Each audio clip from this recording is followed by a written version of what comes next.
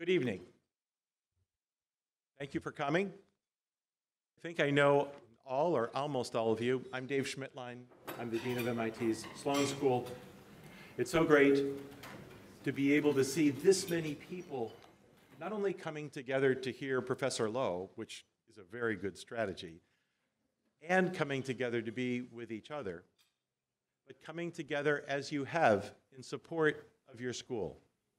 First and foremost, I want to say thank you, and I hope that you feel that this gathering is a meaningful measure of thanks for your caring about MIT and the Sloan School, and for your caring about each other.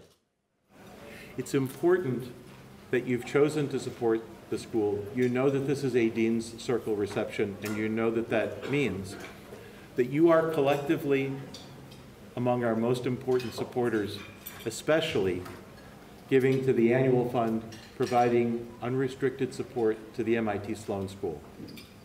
Last year, out of a $250 million budget, about $8 million of that money, $7 million, came from unrestricted gifts. We have to make a budget that's balanced each year.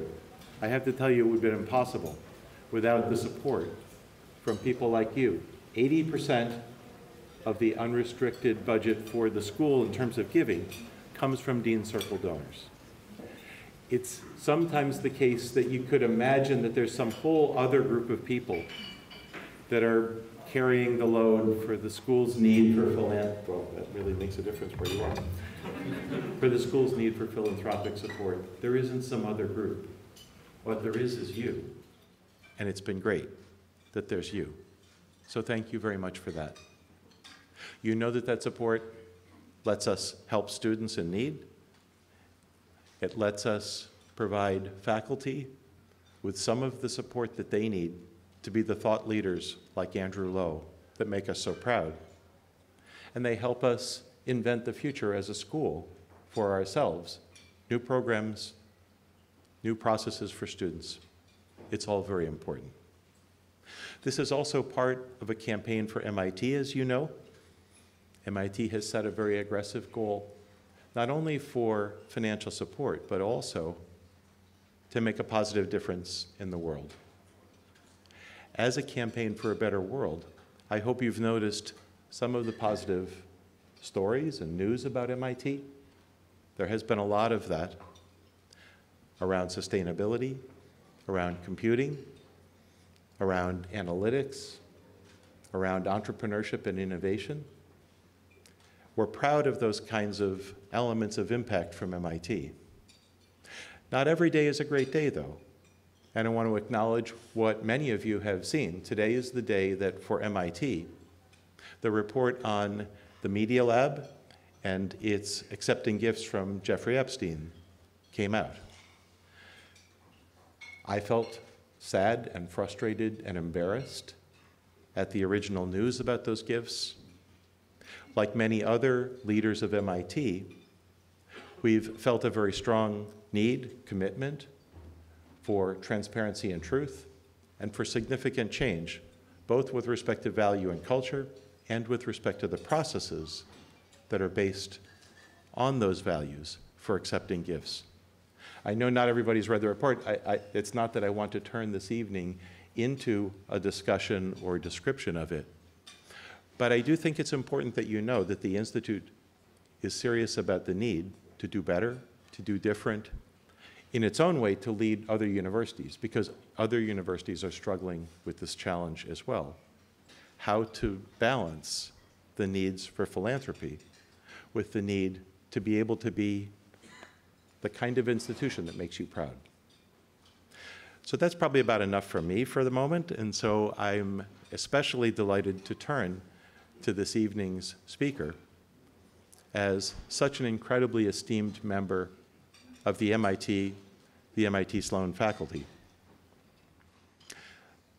As you know, Andrew Lowe is the Charles E. and Susan T. Harris Professor of Finance at MIT.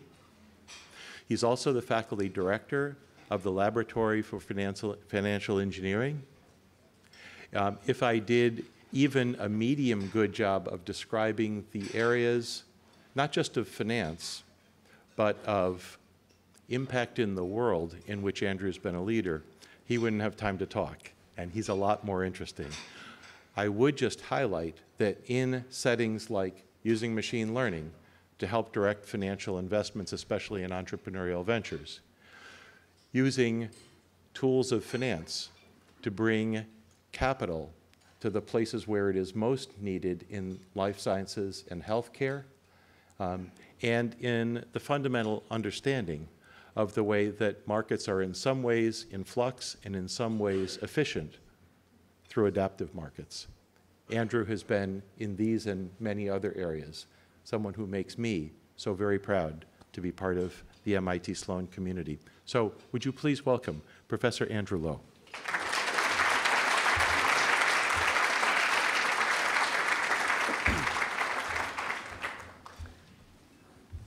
So I want to start by thanking Dave Schmidtlein for that very generous introduction and for the privilege and pleasure of being here today with all of you to tell you a little bit about the work that my colleagues and I have been doing.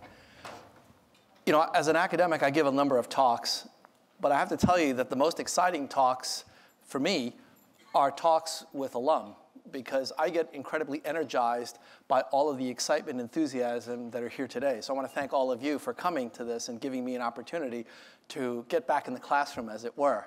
I know a number of you are former students, and the fact that you're here is even better than those who've not heard me talk.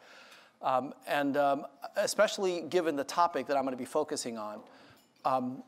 It's a rather strange topic, and one that finance faculty really don't get involved in, and that has to do with biomedicine, applying principles of data science to forecasting clinical trial outcomes.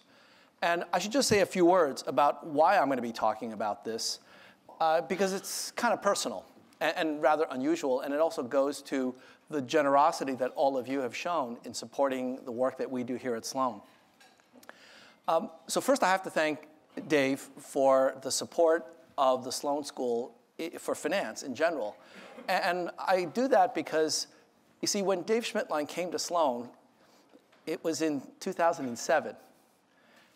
And for those of you who are in the financial industry, something kind of interesting happened in 2007, right? It was the beginning of the financial crisis. And so when he arrived here in 2007, 2008, obviously, we were all in the midst of dealing with these things, and the finance group in particular was dealing with all of the various issues that were happening literally day by day, the fall of Bear Stearns and Lehman and the Madoff scandal, one thing after another. And so you might imagine that a business school dean who's starting his tenure would focus on a particular mission to reform the school and think about positioning the school for the future. And finance would probably not be high on the list of most business school deans in 2007, 8, and 9. But Dave actually provided enormous support for the finance group and for me personally. In fact, oddly enough, he asked me to serve as the head of the finance group starting around then. And it was both a challenge and an honor that I never expected, and one that took me into some very interesting areas of application. The way that he was able to provide that support was through funding various different projects that I guarantee you nobody would have funded. I'm not sure anybody would even fund today, but you'll be the judge of that after I tell you what it is I've been working on. But it's because he was able to direct those funds through the generosity of donors that are in this room that I was able to do what I've been able to do. And so I want to thank all of you for making that possible. It's a particularly heartfelt kind of a thank you to know that your former students are actually contributing. And actually, this goes to the whole Epstein scandal. It's really important to know who your donors are. And from my perspective, having an alum provide that kind of support means all the world, well beyond what the actual dollar amount is. So let me now turn to what I've been working on, which is applying these principles of financial analysis to healthcare. The personal side of this is that I got interested because a number of friends and family were all dealing with cancer. And right around when Dave became dean and we were in the midst of the financial crisis, that was the beginning of a 4-year period where 6 people close to me all died of cancer.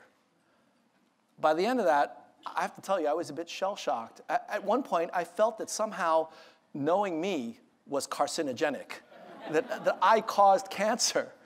And then the more I talked to people, the more I realized that, you know what, we're all in the same boat, all of us. How many of you here either are dealing with cancer yourself or you have a loved one who's been struggling with cancer? Show of hands. Yeah, we're all in the situation. And so it got me really frustrated that as a financial economist, I was pretty much useless to these cancer patients. I had no advice for them. I didn't even know what most of the terms meant. Charles Harris, the donor of my chair, called me up one day and said, Andrew, I have some bad news for you. I was diagnosed yesterday with stage 4 colon cancer that's metastasized to the liver. I didn't even understand what half of those words meant. Stage 4, is that bad? Is there a stage 5? No, stage 5 is the morgue.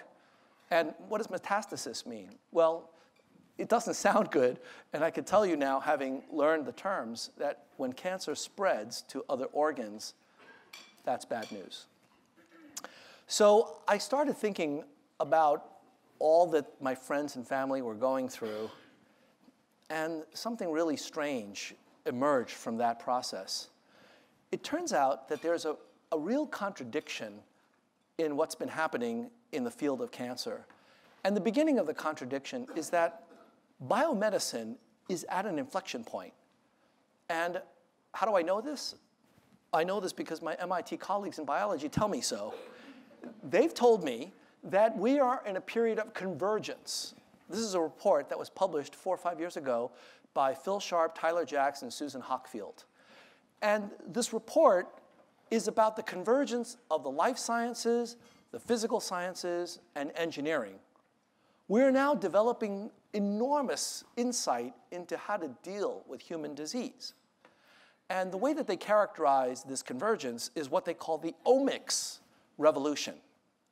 Genomics, the study of the sequence of our DNA. Epigenomics, the on-off switches that cause certain genes to be suppressed and others to be expressed. Transcriptomics, the science of translating the sequences into various different proteins. Proteomics, the study of the 20 to 25,000 proteins that make up the human body. Metabolomics, the chemical reactions that deal with all of these various proteins. And most recently, microbiomics, the study of the ecosystem of bacteria that inhabit the human body. All of these omics over the last decade have seen tremendous innovation, with the exception of one. And the omics that has been the bottleneck in getting therapies to patients faster is economics. The way that we think about funding biomedical innovation has not changed in 50 years. We're still going through the whole venture capital cycle, and it's a challenge. And so I want to talk about that. So I started looking into this, and the first thing I did was let's understand how it is that pharma companies make decisions about how to deploy their capital. And so because I'm an MIT faculty, there's a rule here at MIT that every faculty member in any PowerPoint presentation has to have at least one equation. And so here's my equation, all right? The cornerstone of what I call healthcare finance is this. When you're evaluating a project, you calculate the expected net present value, because you don't know the real net present value. Who knows what's going to happen, whether a drug gets approved or not next year or 5 years from now. You calculate the expected value of this random variable. And the expected value is given by just a few pieces. It's the present value of the revenues of an approved drug if you're lucky enough to get that drug approved, if you're successful, multiplied by the POS, the probability of success, minus the cost of doing the clinical trials to develop that drug. That's it. There are not that many moving parts in trying to understand how to evaluate a pharmaceutical project. So as an economist, I understand most of the terms in this equation. I know about revenues. I know how to calculate present value, and now most of you know too. I know how to tally up costs. But the one thing that I do not know is this, probability of success. For that, I need to talk to the scientists, clinicians, and engineers. And therein lies the problem. We don't speak the same language. And so in order to make progress here, we need to actually bridge a gap. And that's the beginning of my work on healthcare finance, what I want to tell you about. So what is the probability of success? Well, in evaluating these equations, I started by looking at the literature. In 2010, the Center for the Study of Drug Development at Tufts University, Joe Damasi and his colleagues, they published a paper saying that across all the various different clinical trials in their database, 16% is the probability of success. That's the probability that when you start at the very beginning in the laboratory, coming up with anti-cancer compounds, and you go through the various different phases of clinical trials, at the very end of that process, which can take 10 or 15 years, the likelihood that you'll get a drug approved is about 16% based upon historical averages. But then 6 years later, in 2016, another publication was put out, this time by BIO, the trade organization for the biotech industry, and they claim that the number is actually more like 9.6%. So in trying to model these expected NPV calculations, I was kind of confused. Is it 16 or is it 9? And for most people, that's kind of close enough. But in the pharma industry, there is a world of difference between 16% probability of success and 9.6. I'm just give you an example of how it works. I'm going to give you a specific example of a pharma company called Gilead. Gilead is a company based out in California that in 2013 developed an amazing drug, Sovaldi. It's a drug that cures people with hepatitis C. 12 weeks of treatment, 1 pill a day, and boom, you are cured permanently of this terrible affliction. Wonderful drug. And later on, they got Harvoni approved, which works even better and in a broader set of patients. And so over the course of 2013, 14, 15, you might expect that they would have made a fair bit of money because of this success. So what were their revenues over that 3-year period? Anybody want to guess? $1 billion? $2 billion? $10 billion? 3 years, $10 billion. This is just one couple of drugs, one disease, $10 billion. That's wrong. Try $31.5 billion. That's what they made in 3 years. It was $10 billion in 1 year. Yes, you're right. Good recovery. 31.5. So now that you know what these numbers can be, what if we actually plugged in the difference between 16% and 9.6%? What would that mean? That's a delta of $2 billion. So based upon small discrepancies in our probability of success, it can lead to humongous differences in how you value an asset. And in pharma, these numbers actually matter. They're used to make decisions. I learned this in a very personal way when my mother was dealing with non-small cell lung cancer. She had run the course of treatment that the standard of care really didn't help her, and so she was looking into experimental therapies. And I was introduced to a very successful biotech company developing a number of cancer therapies, one of which might have helped her. And so when I met with the CEO and the CFO, I asked them what I thought was a relatively innocent question. Does your source of financing have any impact on your agenda? Does it influence the order in which you prioritize your various different therapeutics? And I'll never forget what they told me. The CEO turned to the CFO, shook his head ironically, and said, influence, our financing drives our scientific agenda. It drives it. Now, as an economist, I get it. You got to pay for stuff. But as the son of a dying patient, I was absolutely outraged by this answer. What does stock market volatility, interest rates, and Fed policy have to do with whether you should treat cancer by angiogenesis inhibitors or immunotherapy? Nothing. But those things drive the agenda, and it's because of this. It's because of numbers like this. So it turns out that it matters, and so let's try to figure out what the appropriate estimate is. So I started digging into how these estimates were constructed using historical data and realized that actually the estimates were being produced by a relatively small amount of data. But we live in an era of big data. So can we do better? The original Damasi study in 2010, that was based upon a sample of about 1,300 drugs across a 17-year time span and 50 of the biggest pharma companies. That's the data that he used to calculate 16%.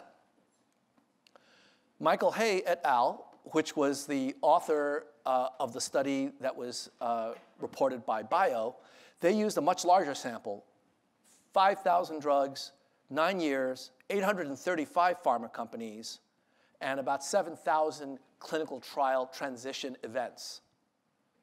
Later on, they expanded a data set by Thomas to about 1,000 sponsors across 9,900 trial events. But when I looked at this, it just seemed like this was still pretty small potatoes when it comes to really big data. So we worked hard to get an academic license from a data vendor called Informa. And in 2016, we wrote a paper using data for 15 years across 15,000 drugs, about 5,700 different sponsors, and 175,000 clinical trial events. So our data set is 1 to 2 orders of magnitude larger than what's out there. And what we found is that the numbers are very, very different with this larger data set. I'll show you in a moment a few examples, but I'm going to give you a website where all of you can get these on your own and from now on a rolling basis. But I want to just point out, this is not meant to be a criticism of the other studies. Why? Because when Tufts started reporting these numbers, and they started 2 or 3 decades ago, they've been in the business for a long time. When they started doing this work, it was big pharma that was developing drugs mostly. But that's changed. And so I want to illustrate to you what the magnitude of the change is. I'm going to show you the list of the top 30 drugs in terms of revenues worldwide back in 2000. So you won't be able to even see this list from where you are. But the key thing that I want you to focus on is the rows that are highlighted in blue. Because those are the drugs that came out of biotech companies, smaller companies that were scrappy startups, and academic medicine. So out of the top 30 best-selling drugs worldwide in the year 2000, exactly 4 came out of biotech and academia. And if you look at the top 5, none of the top 5 came out of biotech and academia. What that means is that the source of these drugs is big pharma. And that's why when Tufts did their initial analysis and the analysis that they currently do, it's with the 50 largest drug companies. Fast forward to 2015. In 2015, can anybody tell me how many of the top 30 do you think came out of biotech or academic medicine? 12. Pretty good guess. That's 3 times more than in 2000. Try 20. 20. And out of the top 5, how many big pharma companies produced the top 5 best-selling drugs? 0. Biotech and academic medicine. Now, this is not meant to be a criticism of big pharma, because the reason for this is not that anybody failed, but rather there are a lot of people that are succeeding. Who are succeeding? The academics, scientists, clinicians, engineers. This is the biomedical inflection point that I was talking about, the omics revolution. And it has changed the economics of the business.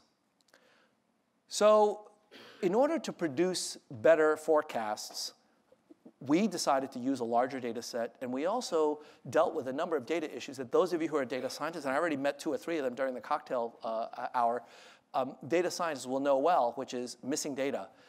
It's very, very messy data, and you have to deal with all sorts of very subtle issues. And having done so, we actually published a paper just last year in a journal called Biostatistics on exactly this issue, how to estimate probabilities of success. Now, I have to stop for a minute and just explain a little bit about this situation, because it's a really weird thing to be able to publish a paper on how to calculate probabilities of success, particularly in a journal called Biostatistics. Up until recently, I had no idea what this journal was, but people tell me this is a very respectable journal. It's a top-tier journal for this field. Why would they publish an article about calculating probability of success? Where is the theoretical underpinnings, the deep statistical analysis here? We do use a very important mathematical tool in order to calculate our probabilities of success. It's called division. But it turns out that missing data and how you account for the various different clinical trial phase transitions is not trivial. And so they published the paper, and more importantly, we negotiated with the data vendor to be able to make available our estimates for free to the public. So we launched Project Alpha last year. Since I teach at a management school, I've got to come up with snappy-sounding acronyms. And Project Alpha stands for Analytics for Life Sciences Professionals and Healthcare Advocates.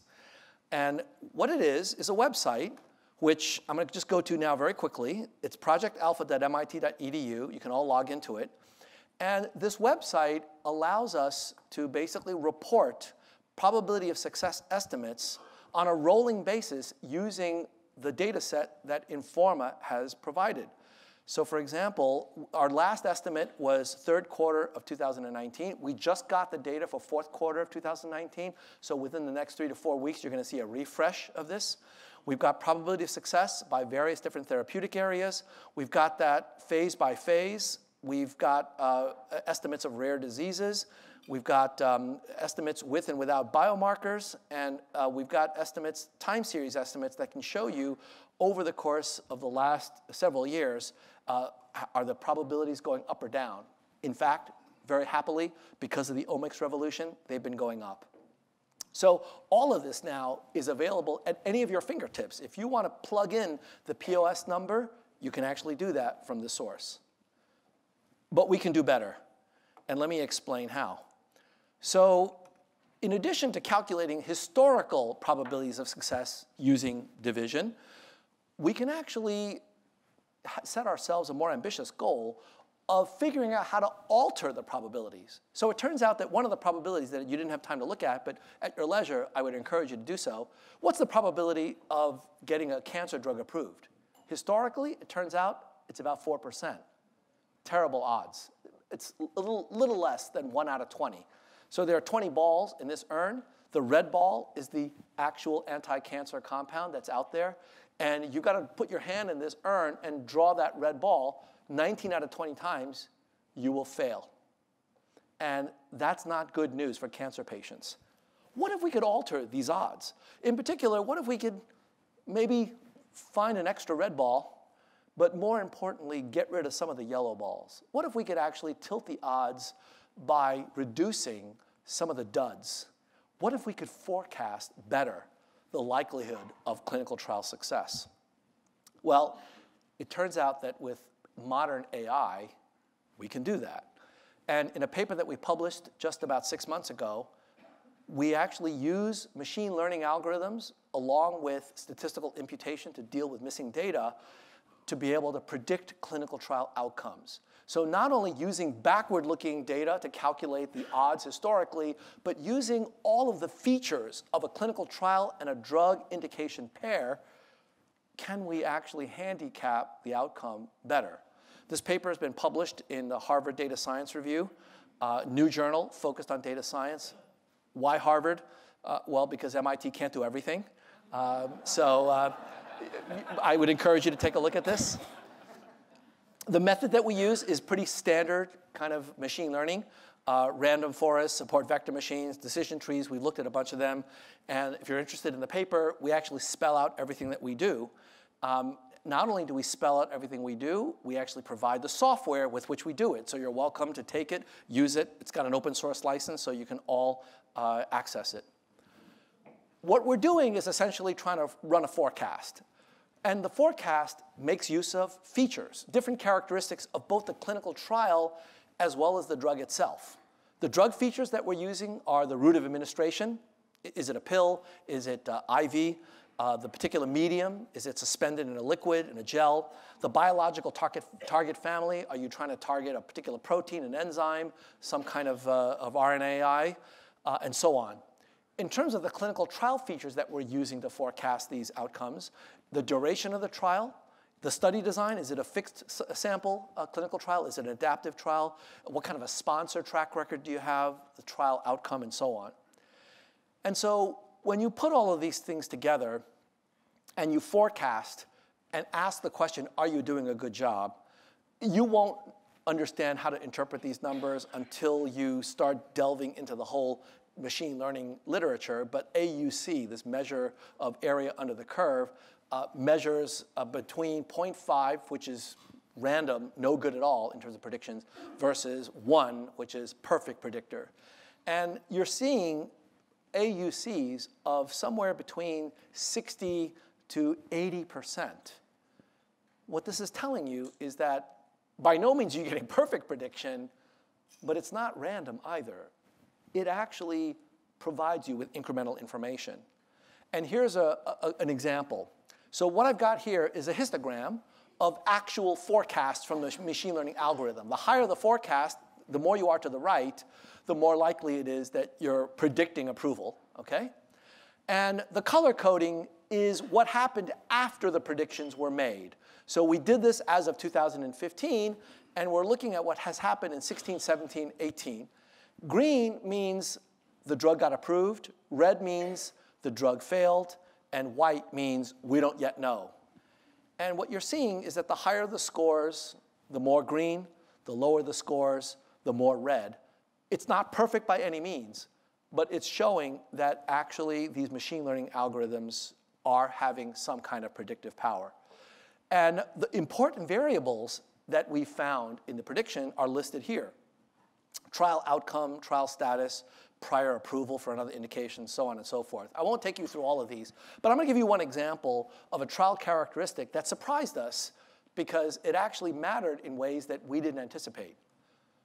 It turns out that for a clinical trial, the speed of recruitment actually matters for predicting the success or failure of it. If you recruit a clinical trial faster, meaning when you open up a clinical trial, you invite patients to submit an application to see whether they're acceptable for the trial, the faster the patients come into the trial, the more likely it is it'll succeed. Why is that? Why should it have anything to do with speed of recruitment? Well, we found out after we talked to a few doctors.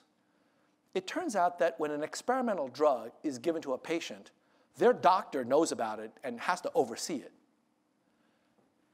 If an experimental drug works really well, you will know in the first few days or weeks that it's working in many cases.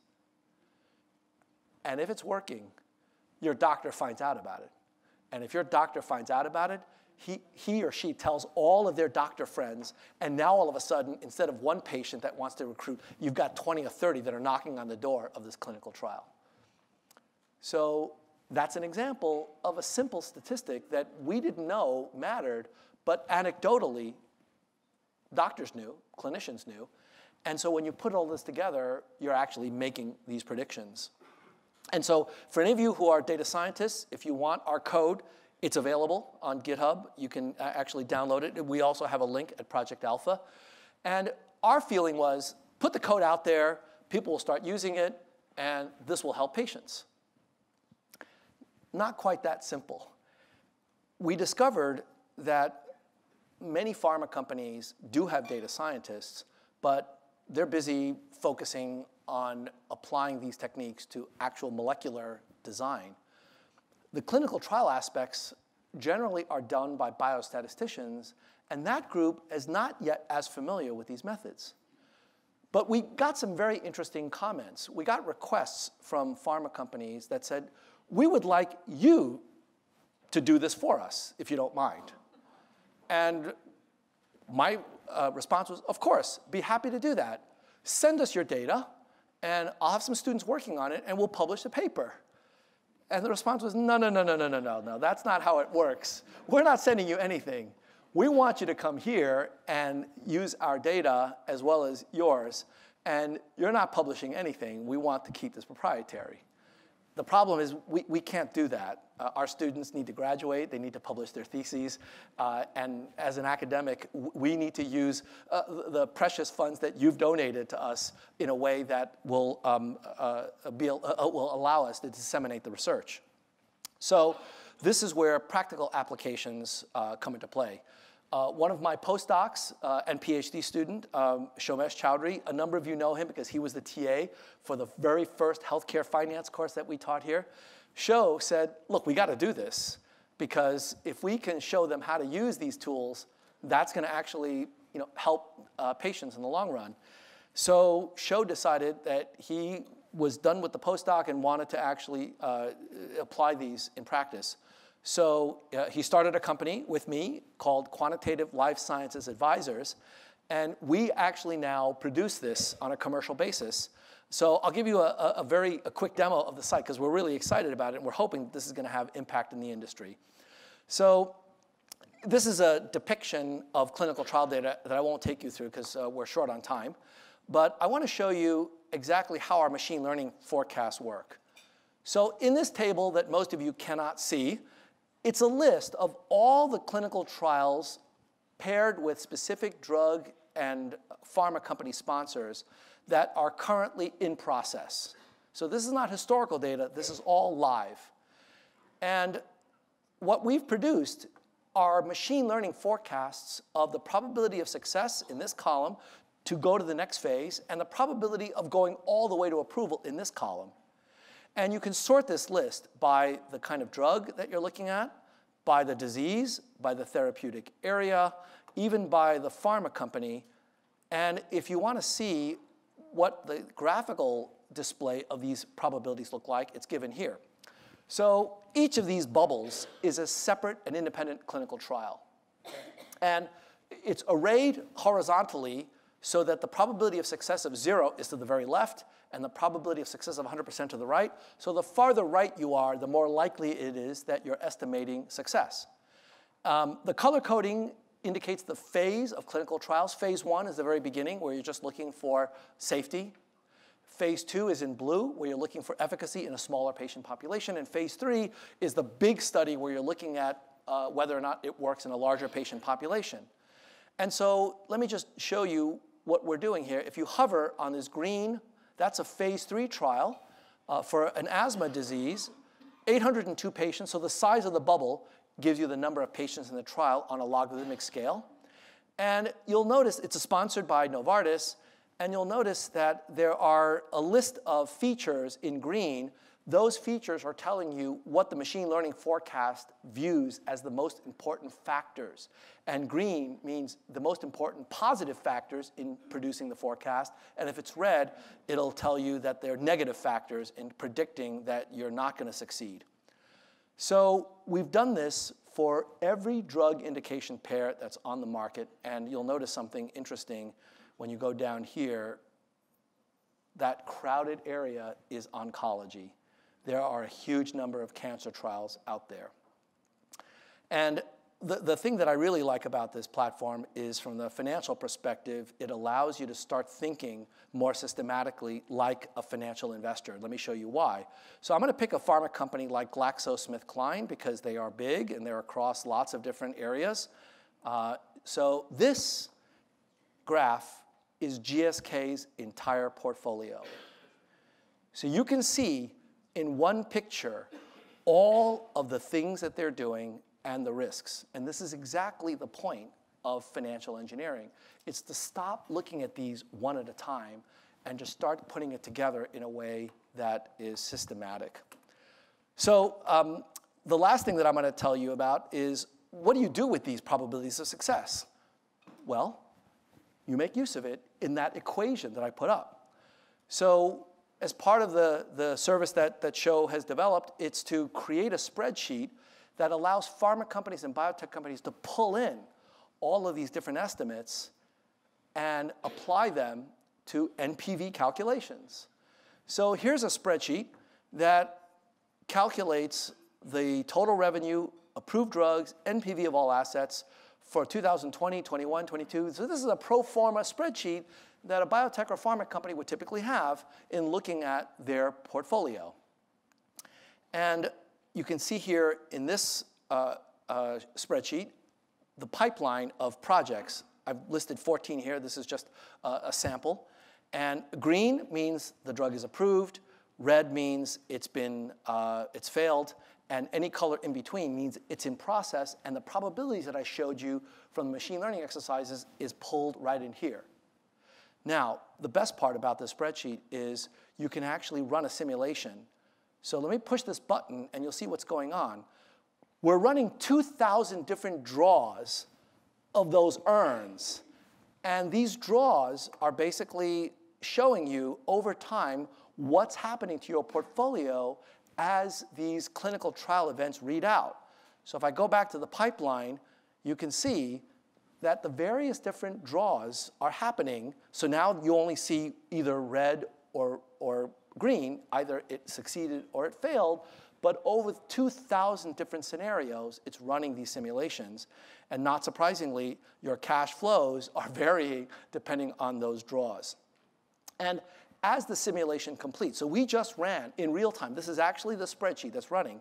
In real time, you're actually seeing 2,000 of these simulations occurring. After the simulations have completed, you get a summary. And the summary shows you the expected NPV of the portfolio. But this graph, which is one of my all-time favorites, it's showing you something more than that. It's showing you not just the expected NPV, but the confidence band between the 5th percentile and the 95th percentile. It's showing you the risk. How much are you betting on various different milestones? And if you go all the way to the end, you'll see something really cool, which is the histogram of your cash flows. It turns out that this histogram is trimodal, and it's telling you've got some lumpiness in your portfolio, and you need to manage that risk carefully. So Show built all of this in a matter of months. We started the startup just in June. And imagine if you now include all of the data that pharma companies have, including what we have from Informa. That's really powerful. We're actually doing that. One of the clients that we have is a pharma company. And very interestingly, they said, they're the ones that said, no, we're not going to send you any data. In fact, their data are not on the cloud.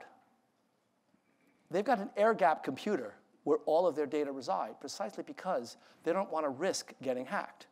And so, of course, what did we do? We built a server that is an air-gapped computer that they can put their data on and be able to calculate these POSs in a fashion that's totally secure. So let me wrap up by pointing out that for the last 45 years, we have had a war on cancer. And I don't know whether we're winning or losing that war. I'm not qualified to say. But as an economist, I can tell you that war is the wrong metaphor, because war is based on hate and fear. And you cannot live in a state of hate and fear for very long. Those are not sustainable emotions. Greed, on the other hand, is very sustainable.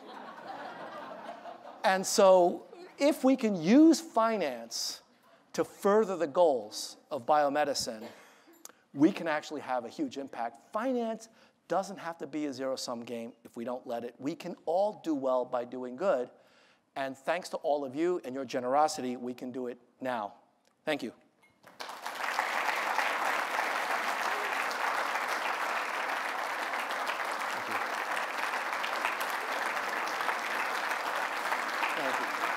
Please sit down. Thank you. Thank you. Time for a couple of questions. Yes. Oh, actually, do you want to wait for the microphone? No, just if you don't, yeah. So I'm curious about novel molecular targets. How do you weigh those when, for example, a pharmaceutical company is looking for a cancer drug and they are very focused on a molecular target that has not been looked at before? How do you weigh that? So we don't weight it, but the machine learning algorithm implicitly weights it, because one of the features that we're using is whether or not this is a new molecular or new biological entity. And there's no doubt that when it is new, the probability of success is lower. So one of the things that we did was to ask the question, repurposing drugs, is that a good thing or a bad thing? All of you who are in the industry, you already know the answer. It's pretty clearly a good thing, other than the fact that there's no way to make money on it if the drug is generic. But in terms of probability of success, absolutely, a new molecular entity, a new biological entity, is actually very difficult to get approved. Now, having said that, one qualification is that it turns out that if you've got a drug that's approved already for a given indication, and you're predicting an update and an additional approval for a related indication, it turns out that that actually goes both ways. Because if it's already approved, then the hurdle for getting approval for the next indication has gone up, because the standard of care has just gone up. So you not only have to beat a placebo, you actually have to beat the next best thing. But overall, you're absolutely right. New molecular and biological entities have a negative impact on forecast of probability of success. Maybe one last question. Yes, here. That was a fascinating presentation. Thank you very much. I work for large pharma. I've worked for large pharma for about 20 years. And I think, as much as I've learned, their process or the work that goes into developing a new drug has changed a little bit. In my company, we have, I think, north of 90,000 employees. And so we recognize that actually the best ideas are not within the company. Right. And not all the worst ideas are within the company either. But what that means is that there's much more collaboration than there ever was, both with academic institutions and with smaller companies. And so I just wanted to comment on that and just understand a little bit better your point at the very beginning of delineating small, large, academic or not. That's not really the point in my view. I think the point is we need to work together where the strengths are. Right. Right? And a lot of discovery has long been recognized to be not in a large pharma. However, it does take all players to bring it forward. Would you agree? Or? I agree 1,000% with that comment. That's incredibly important, and thank you for bringing that up. So the purpose of showing you that comparison of 2000 to 2015 was actually to make that point, but let me talk about the financial implications of what you just said. In 2010, Morgan Stanley put out a rather controversial report about the pharma industry. And the title of the report, I still remember it because it's seared into my mind. The title of the report about the pharma industry is this: Exit Research and Create Value.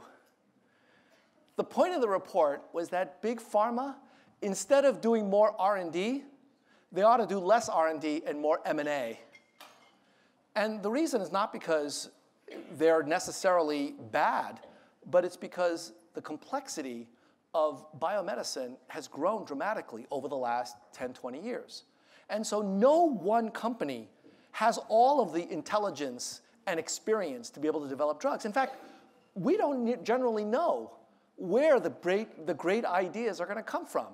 The very first designer drug, Gleevec, imatinib, was approved in 2003. Does anybody know where it came from? Who the main academic was who developed that drug? Do you think it was somebody from Harvard, MIT, Stanford? Those would be good guesses, right? The person was Brian Drucker, who was a faculty member at the Oregon Health Sciences University. Now, I hadn't heard of that university until I read about Brian Drucker. But that goes to show you the complexity of the field.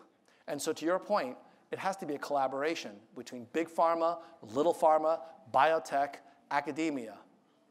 How are we going to get all of these disparate parties to collaborate? That's financial engineering. That's what we are hoping to do over the course of the next few years with coming up with new methods of financing this kind of process. So on that note, I don't want to run over. Thank you very much for your patience and for coming here. It's been a pleasure and a privilege, and I look forward to staying in touch with all of you. Thank you.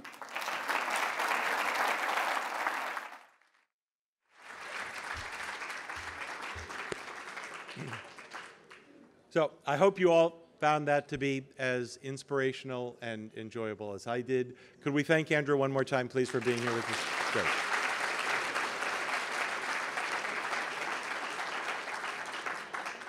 I know we're very short on time, and there are, I hope, still beverages. Let me just say thanks for gathering. Thanks for being here. Please keep supporting the school. If you would like to support work like Andrew's specifically, we have a variety of matching challenges. See any of the staff here. But please care about each other and care about MIT, and have a great evening. Thank you.